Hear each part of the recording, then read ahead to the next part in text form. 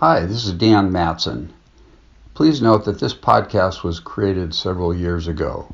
Some of the links, email addresses, phone numbers, and promos are outdated and no longer valid.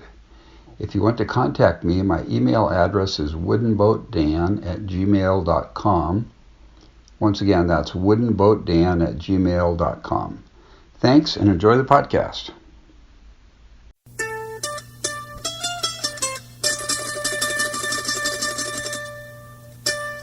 Welcome to Hooked on Wooden Boats weekly podcast episode number 8. I'm your host, Dan Matson, and this is the world's first podcast, the very, very world's first podcast, that's fully dedicated to the art, craft, history, and tradition of wooden boats. Thanks for joining us today, folks. It's great to have you. If you noticed in my introduction there, art, craft, history, and tradition are in alphabetical order. That's because I'm kind of an OCD type of person. Anyway, it's great to have you this week. I have in my notes here a couple notes to myself. One is to talk in the first person, which I have a tendency to talk in the saying us rather than me. The other thing is to try to reduce the ums and the ahs, which is very difficult. I don't know if you've ever tried that, but I'm going to do my best. Anyway, the podcast today is going to be a lot of fun as usual. I know you're looking forward to it. Looking at the website host that I have, which is Bluehost, they do a great job. We've actually, in the last 9 days, so the first 9 days of November, had people visit the website, my website, from 20 different countries. Go figure, isn't that awesome? I'm going to read them to you because I think it's pretty cool. And this is in order of number of hits that I've gotten, with the highest starting at the top. So the U.S. is number 1. Then you've got Australia. Coming in third is the Netherlands. A close fourth, Canada. Japan, Spain, the Russian Federation, France, Germany, India, Great Britain, Ireland, Slovenia, Latvia, Switzerland, Finland, Israel, Ukraine, Hong Kong, and Poland. Now, I'm not making that up, folks. In fact, if you email me at dan@hookedonwoodenboats, I'll send you a screenshot of what I got here. Anyway, it's great to have you today. We've got some fun stuff to go over. We have a voicemail question from my good friend Brian Hansen, spelled S-E-N. Brian is spelled B-R-Y, by the way, so don't get that wrong. We have an interview. I have an interview with Eric Harman of Harman Canoes. And there's some newsworthy items that we've got also to talk about. But let's talk about how you can connect with me. There's several ways to do it. You can go to iTunes, Zune, or the BlackBerry directories to download the podcast and subscribe. You can look at my website at hookedonwoodenboats.com. And also new last week, I set up a subscription form on my website. And you're going to hear a jet in the background right now. My apologies for that, but we're going to keep talking. I live pretty close to the Arlington, Washington airport. So once in a while you get an airplane flying over. Let's see, where was I here? Okay, yeah, I have a new subscription form on my homepage on the upper right-hand corner. If you click on the subscription note there, you can subscribe to my e-news list. What I plan to do with that is send out special articles and possibly a monthly newsletter to my listeners. I'd love it if you'd sign up there. All you have to do is give me your first and last name and email address, not asking for birthdays, credit card numbers, shoe sizes, any of that stuff. It's just real basic information, so I'd love it if you did that. You can also leave comments on the website. There's comment boxes all over the place there. You can email me at dan@hookedonwoodenboats.com. On Twitter, I'm at twitter.com/woodenboatdan. On Facebook, facebook.com/woodenboatdan. I also have a voicemail feedback hotline, at 424-261-2360. So please call that number. Well, this week's gone really fast. I'm still having a blast with this podcast. I'm very encouraged by all the activity that I have on my website and the number of subscribers to the show and the number of downloads of the podcast have been increasing. And I'm getting new subscribers to my email list. So far it looks like there's a lot of interest in what I'm doing, which is pretty fun. Because it does take work to do this, but it's something that I really love to do. So it's like, shoot, why not? Let's go for it. Let's see, a couple other things here. CLC Boats, which is one of my favorite kit boat companies, they are having a sale on their kits that ends this Friday, November 11th. So you can save, I think it's between $50 and $100 on quite a few of their boats. So that's something to think about. Also, if you're not a subscriber to Wooden Boat Magazine, that's a great magazine to subscribe to. Lots of good articles and fun information. And their website's really good too. And I'm going to pause for just a second here and look up their website address. I'll be right back. Well, I am back, and their website address is real easy to remember. It's woodenboat.com. So if you go there, there's actually, you can subscribe to Wooden Boat Magazine. There's a blog, there's a store, lots of great information there. They've been around for years, so that's a great place to get more information about wooden boats. Next week's episode, I'm doing an interview with Rich Colin. And Rich is a guy that's been in the Northwest for quite a few years. He studied boat building early in his life and actually worked with John Gardner, who's considered an expert small boat person. And Rich has also written a couple books on boat building. He's an expert carver. He carves paddles and other things, models, boat models. Really great guy, and so I would encourage you to come back next week for that interview. Next up, I've got a voicemail question from Brian Hansen, so I'm going to cue that up on my phone here and play that. Take it away, Brian. Hang on a second. Back to my inbox. Click here. Okay, Brian, go for it. Hey, Dan, this is Brian Hansen. Great interview of Jay Smith. Thanks for doing that. I'm curious if you were able to track down that History Channel special that they did on the boat that he built. I'd be really curious to find a link to that and watch it. So if you got that, great. Also, do you have a Rosetta Stone or something so I can learn my Norwegian? Because, that's going to be necessary to go over there and learn what he did, isn't it? So, hey, thanks again. Bye. Thanks for that question, Brian. So Brian was asking about when I interviewed Jay Smith last week's episode, number 7. Jay's a Nordic boat builder, and he mentions on the interview that he built a 21-foot Viking longboat, and the History Channel filmed it and made a 45-minute video out of that.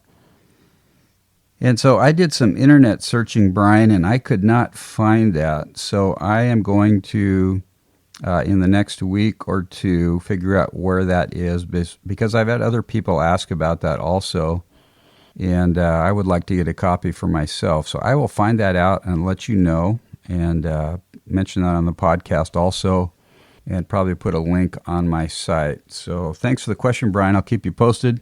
I do not have Rosetta Stone for Norwegian, but Ja sure you betcha would be a good start, Brian. Good luck on that. Okay, so now we've got our interview with Eric Harman.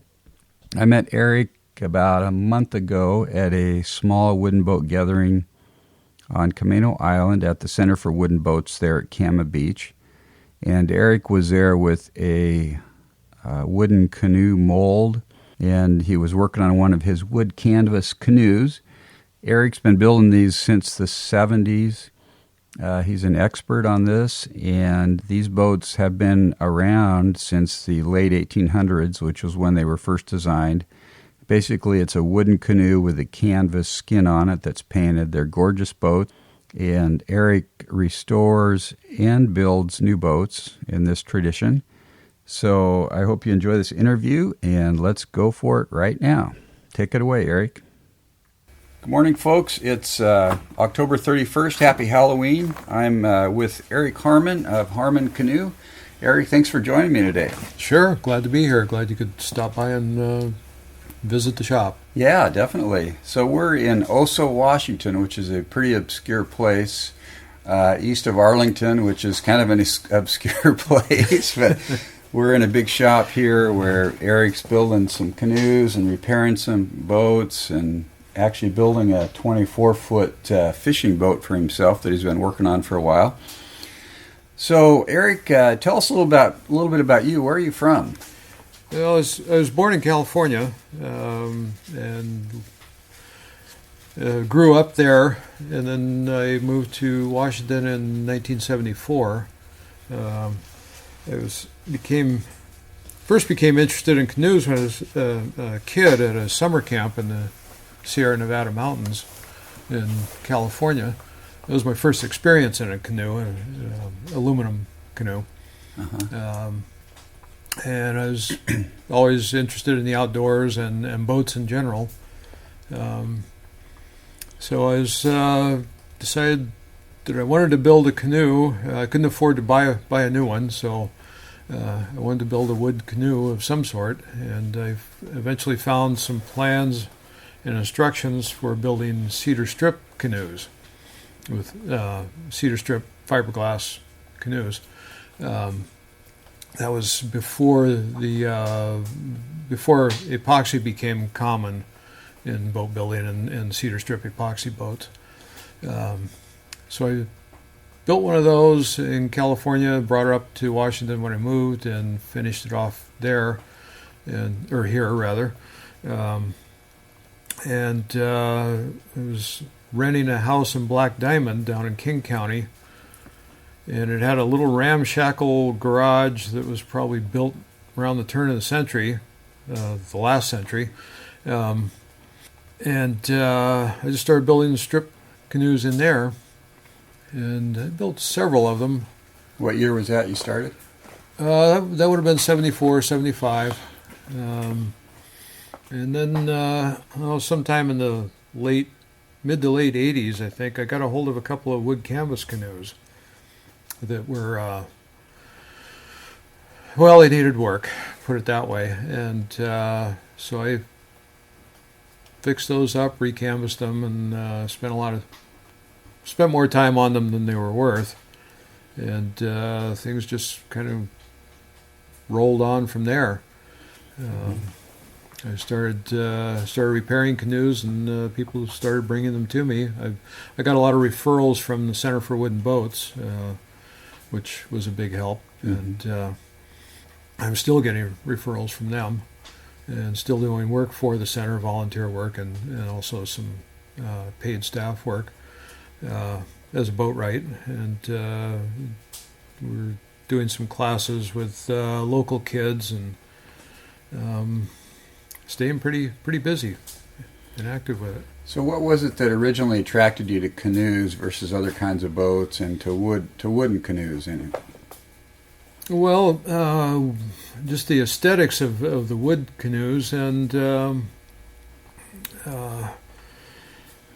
not sure beyond that, other than canoes in general, because they're small, they're light, easy to transport, cheap to use, and they can provide access to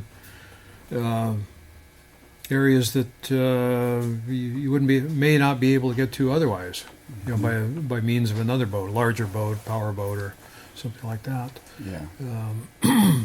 And they're great for traveling. And I think the canoe is a very versatile boat.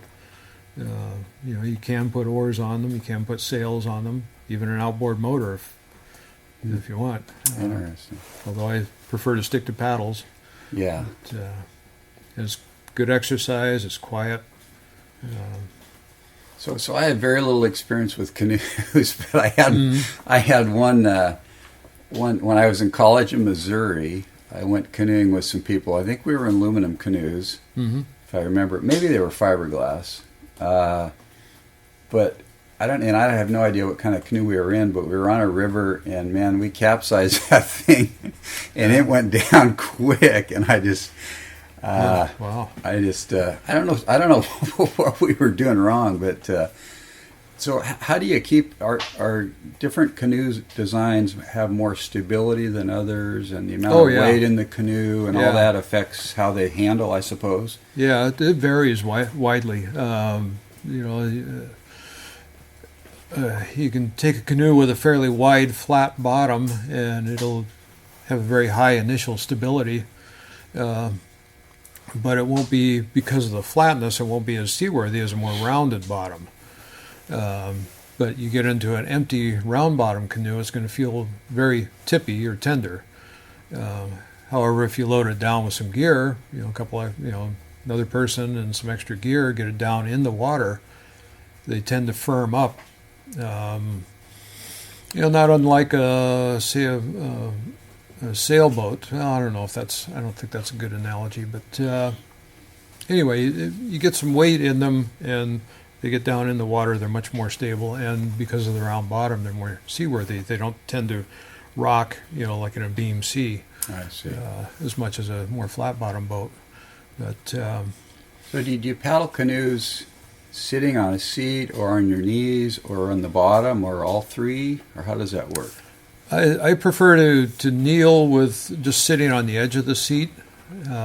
It gets your weight down a little lower. You can spread your knees apart to get better contact with the sides of the boat.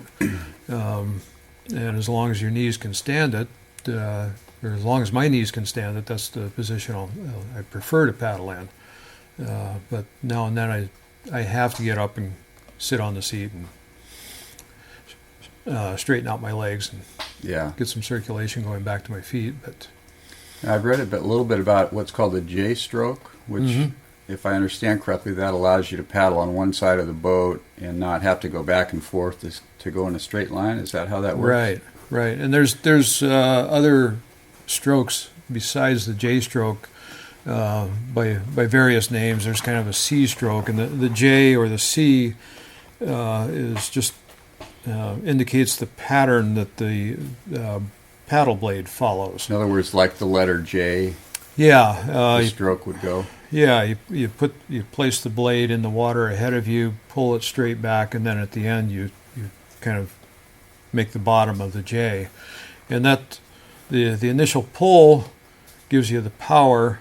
And then the J at the end, as you sweep out with the paddle, that is something of a steering or a little bit of a correction. Because if you just paddle straight, just a straight power stroke, parallel with the keel of the boat, say you're paddling on the right, the boat will tend to veer to the left. Mm-hmm. So the little bit of a J at the end will keep the boat straight. So you shouldn't. With good paddling technique, you normally would not switch back and forth, except after a while you may want to swap sides just to work some different muscles and take a break. I see. Yeah. And there's also, I guess I mentioned the C stroke. There's one called the Canadian or the pitch stroke, and they're all along the same idea as the J, just variations of it. So that if you're paddling solo, you should be able to paddle quite a distance just on the same side. It's more efficient. And it's those strokes seem a little awkward at first, but once with some diligent practice, they become second nature, and the boat you can just keep it going in a nice straight line. So where did canoes originate, Eric? Is there a good history on that?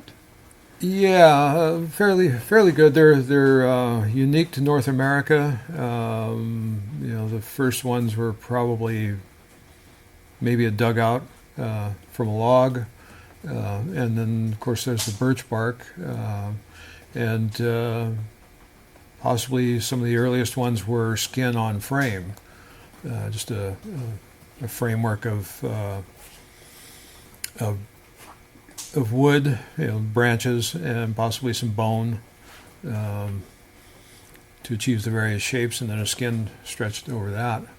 But eventually they evolved into the birch bark, well, at least in eastern North America, because the good sheets, large sheets of birch bark were readily available. So they'd actually peel the bark off the tree and use that for the skin of the boat? Yeah. And they were commonly built on a bed on the ground, with stakes driven into the ground to define the outline of the canoe, and then the bark was set in between those stakes. And early on, they were able to find generally full-size sheets. So just one sheet of bark would make an entire canoe. So it was set inside the perimeter of stakes, and then ribs were fastened or shaped along with the gunnels, and eventually planking was slipped in between the bark and the ribs. So you had a skin on the outside of bark, you had the planking, and then you had the ribs on the inside. And that's the way, the same type of construction essentially as the more modern wood canvas canoes, except rather than building the boat from the outside in, on wood canvas canoes, they're built from the inside out. In other words, ribs first, then the planking, then the outer skin. And they're built over a solid form or mold. So I think of bark as being kind of brittle and hard to bend and stuff, but Mm-hmm. how did they get around that? Well, Use wet bark or? yeah, probably green bark. I've never been in on the process of building a birch bark canoe, but I believe, well, you'd probably have to soften it if the bark had been stored for a while, because I know sometimes it's harvested and rolled up and stored while the builder looks for other materials. So yeah, you may have to wet it, moisten it, but I believe it's thin enough to be fairly flexible. I did see a canoe that was built from spruce bark. I believe it was built in Alaska or the Yukon, and they used spruce bark because that's what was available. And it was smaller pieces and thicker, and looked like it would be more difficult to work with, but they were able to get a usable boat out of it. So is your specialty the wood canvas canoes? Is that kind of your specialty? Yes. Okay. Yes. So tell me about those, how they're constructed, when those were first built, kind of the history of that boat. Okay. The wood canvas canoes were developed in the late 1870s, 1890s, probably closer to the 1890s. And the idea of building over a solid form, from what I understand, was simultaneously, or somewhat simultaneously, occurred in both Maine and Ontario, with the idea of because birch bark was becoming rare and or harder to find suitable bark, and the demand for canoes was growing. So they needed a way to produce canoes on a mass produce wood canoes. So a solid form was developed so that they could quickly bend ribs over the form, nail the planking to the ribs, pull the boat off the form, finish it off, and then stretch canvas over it. And I believe it's the Maliseet Indians had been experimenting with using canvas instead of bark to build their canoes. And they were building them the same way as the birch barks, on a bed on the ground, except that they were starting to use canvas. So canvas was available then, huh? Back Yeah. in the late 1800s? Yeah, it was pretty common then, because a lot of things were made out of it. Sails and clothing, I guess, and all sorts of things. So the Native Americans kind of came up with that concept of doing the canvas over the wood? Yeah. Mhm. That's the story I get anyway. Yeah, okay. So what's the advantages of that type of construction versus other, like a stripped canoe or that sort of thing? Well, the wood canvas canoe is fairly flexible. The canvas isn't glued to the canoe, so it's not. It doesn't bond anything together. It just forms a flexible envelope over the outside of the canoe. It's mechanically fastened along the top edge of the boat or the shear line, and then at the stems or ends of the canoe. But other than that, it's not attached. It's just a flexible envelope, so that when the canoe on impact, should you impact anything, then it will flex and give more. If you do break anything, ribs or planking, and it needs to be repaired, or it needs extensive repairs, then the canvas can be stripped off pretty quickly, and you can make the repairs because nothing's glued on a wood canvas canoe. It's all mechanically fastened. So it's relatively easy to take things apart, replace the broken pieces, and put it all back together. And then put on new canvas. And I've heard of people even being able to reapply the old canvas without going through all the stretching and adding filler and multiple layers of paint and so forth. I haven't tried that though. Oh, really? So maybe someday. Yeah. So these boats are all built on molds. Yes. So you have to make the mold first. How long does it take to make a mold? Quite a while. It's a pretty involved process. It takes longer to build the mold than it does to build the first boat or two or three. You have to come up with a design, figure that out, cut out stations, transverse sections for the mold to get the shape. There's strip planking that goes over the top of that to make, when I say a solid form, it's not completely solid wood all the way through like a block of wood, but it's a fairly heavy form.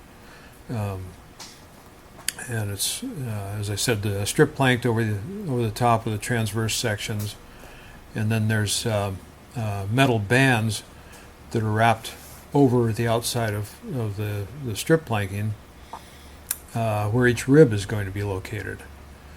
So at each rib, you have a galvanized sheet metal band, so you know where to bend the ribs, and then also when you're nailing the planking to the ribs, they're a very fine tipped brass canoe tack, and that's driven through the planking, through the rib. It hits the metal band, and it bends or clenches the end of the tack over, so that securely fastens the planking to the rib. Almost like a rivet or something like that. Very similar, yes. Yeah. Okay. Yeah. So do people put sails or outriggers on these canoes? Sometimes. You don't see sailing canoes very often anymore, but years ago they were pretty popular, and there still are some groups that sail fairly often.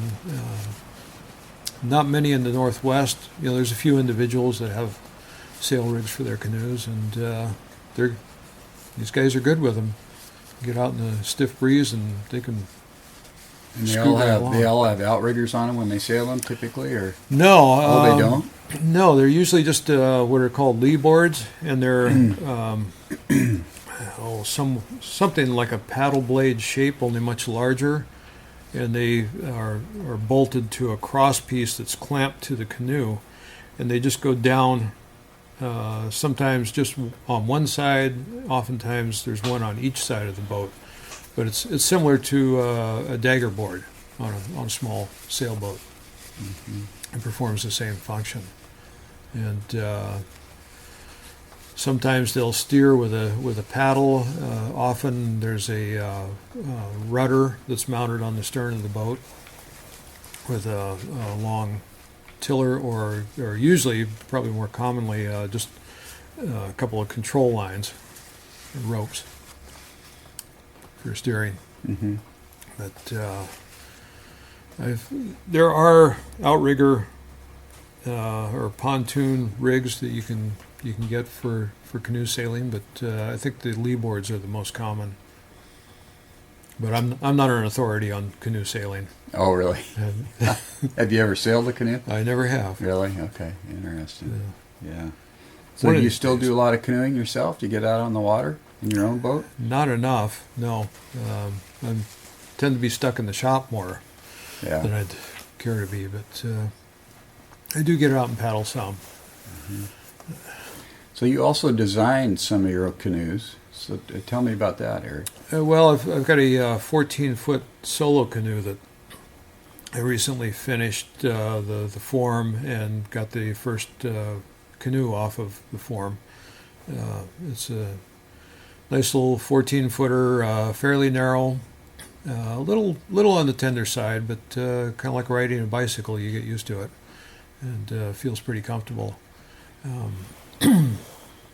That was it was based on a chestnut design from the 1940s, a chestnut fox, and I narrowed it up, straightened out the keel line. The original fox had quite a bit of rocker in it, and I wanted something that was just would be good for day paddles. You want to go out to the local lake for an hour or so and paddle around, get some exercise and stress relief or whatever. How much does that boat weigh? Finished boat? First one was 39 pounds, and which is equivalent to your average plastic whitewater kayak. And some of the other larger touring kayaks or sea touring kayaks in plastic are, I think they're a little heavier than that. Yeah. But nice weight. It's easy to get her. Just put her up on your shoulder and carry How it many down of those the have you water. built, Eric? Just one so far. I've got another one that's on the form. I've got the frames on it now. Or the And that's a ribs. wood canvas construction also? Yes. Mhm. Yes. Are you still building some cedar strip canoes? No, I haven't built a cedar strip epoxy canoe in several years.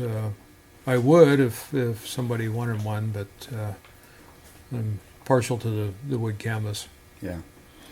So tell me what the advantages or how does a canoe compare to a kayak? A kayak typically has an enclosed deck, so you can wear a spray skirt and do all that stuff. But as far as the design of the boat, how are they different? What are the advantages and disadvantages of a canoe versus a kayak? I'm just kind of curious on your take on that. Well, I think a lot of it's just personal preference, and maybe how the ergonomics fit you. Canoes are generally paddled in a kneeling or semi-kneeling position, which can be fairly uncomfortable, whereas, of course, a kayak, you're sitting in it. A kayak may, and this depends a lot on the design of either the canoe or the kayak, but a kayak may feel a little more stable because you're sitting essentially in the bottom of the boat. Center of gravity's low. Yeah, and then there's the symmetry of the paddle. You have a double-bladed paddle, which can In a also kayak. yeah, which can also be used in canoes, but is rather uncommon. But So typically in a canoe it's called an oar, is that correct? You have Paddle. one oar? Oh, it is a paddle. Yeah. Okay, Yeah. all right. yeah, paddles are for paddling, oars are for Okay, rowing. that's true. All right, get that straight. But you can use Yeah. oars in a canoe. Oh, you can? with a rowing rig, say a sliding seat, something like that, Interesting. and you can really get a canoe moving quickly with a couple of 8.5 foot oars. So tell me about some of your favorite boat projects you've worked on over the years. Any one or two things stand out as far as really fun or unique projects that you've worked on? Oh yeah. There's been a few. Well, one's in the shop here right now. It's right behind you, although it's covered with tarp to keep the dust off. But it's a 1937 Old Town boat, not a canoe. It's a 14-foot boat designed to take a small outboard. It's got 3 seats in it. This one was kind of a custom from the factory. It's got sponsons on the sides, which are flotation chambers. Not real practical. In fact, I recommend that they're not put back on canoes because they're just extra weight and width. Were those supposed to give stability to the boat? Yeah. Kind of like an outrigger would. Yeah, on a canoe. exactly. Although on this little 14-foot boat, it's basically a runabout type boat. Meant for an outboard? Yeah. Okay. Yeah. It's got a nice long deck of tongue and groove cedar. Beautiful little boat. And is that a wood canvas construction also then? Yes, it's the same construction as a canoe. It's got the wide ribs and thin planking, canvas covered. But a real classy looking little boat. That was a fun one to do.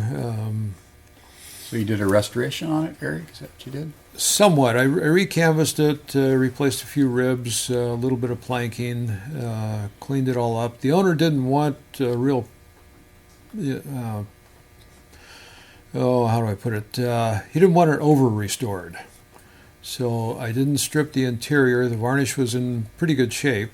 So I just added a few coats of varnish, made a few other little minor repairs, and so it has the patina. It looks like a well cared for boat from 1937 that's all original. I see. So keeps that real original antique look kind of thing.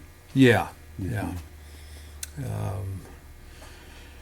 And of course, there's been a whole string of canoe projects. I did a Kennebec canoe from. We dated it roughly around 1920, and it had been in the family for at least 60 years. It was badly deteriorated. It probably should have gone on the burn pile, but it had a lot of sentimental value to the family, so I was able to bring it back, and it once again it's a beautiful functional canoe. Wow. And there's been several like that.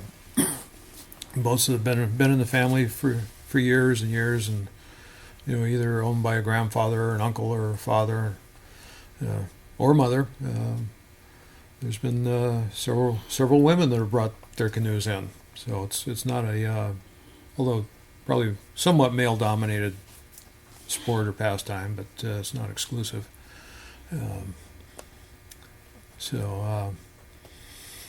There's been some that the money that has been put into them is more than the boat is worth, but you can't put a value on the sentimental, or you can't put a cost on the sentimental value of it. Right.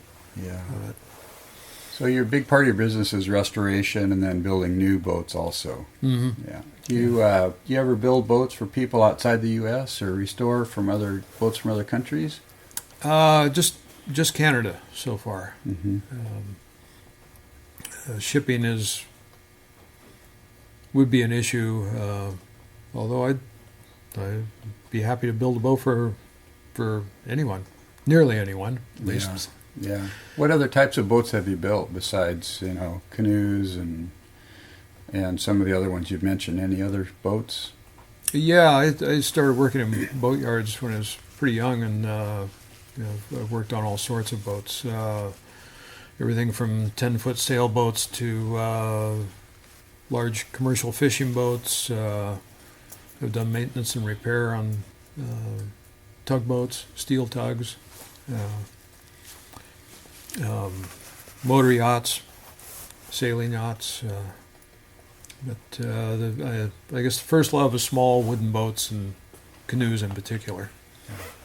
I saw on your website you'd restored some 5-foot caisson. I don't know if I pronounced that correctly. Mm-hmm. Wheels. So Yeah. tell us about that project and what those are. Oh yeah, that was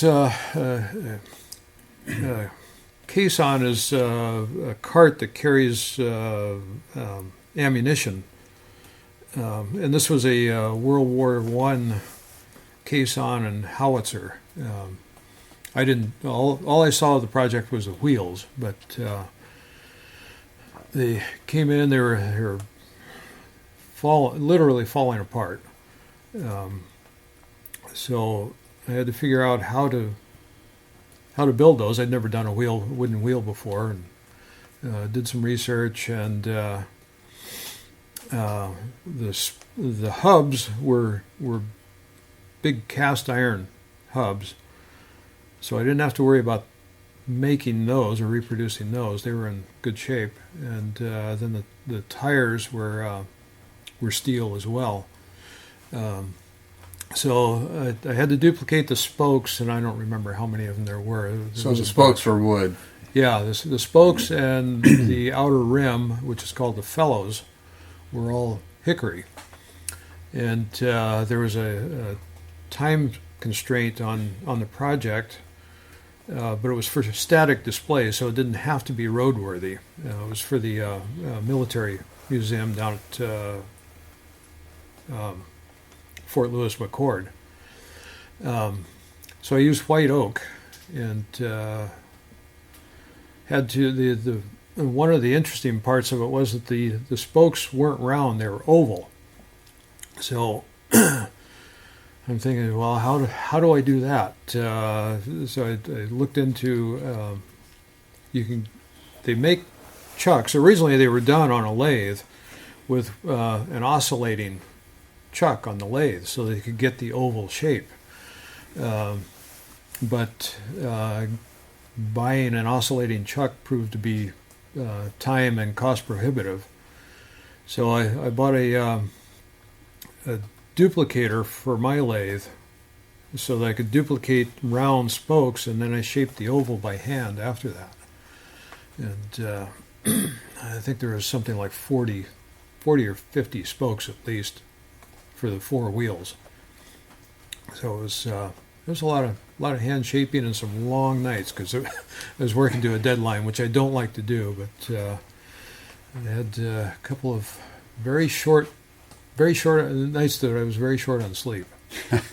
But got the project done on time, turned out great. And that's down in the museum down at Fort Lewis? Yeah. I've never stopped in there to see the finished project. In fact, the last time I was by there, there was a sign out at the freeway that said the museum was closed. So, I don't know.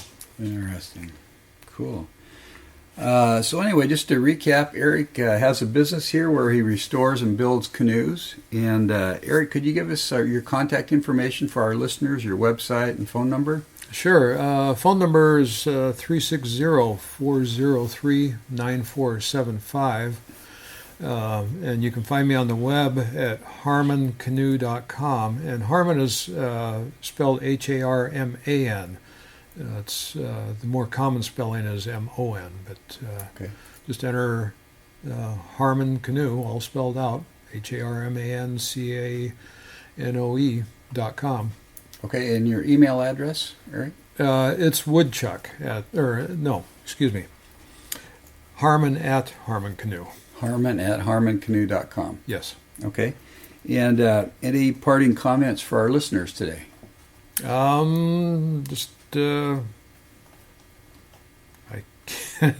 can't actually think of anything other than that if you have any interest in wood canoes or wood boats, take a look at my website.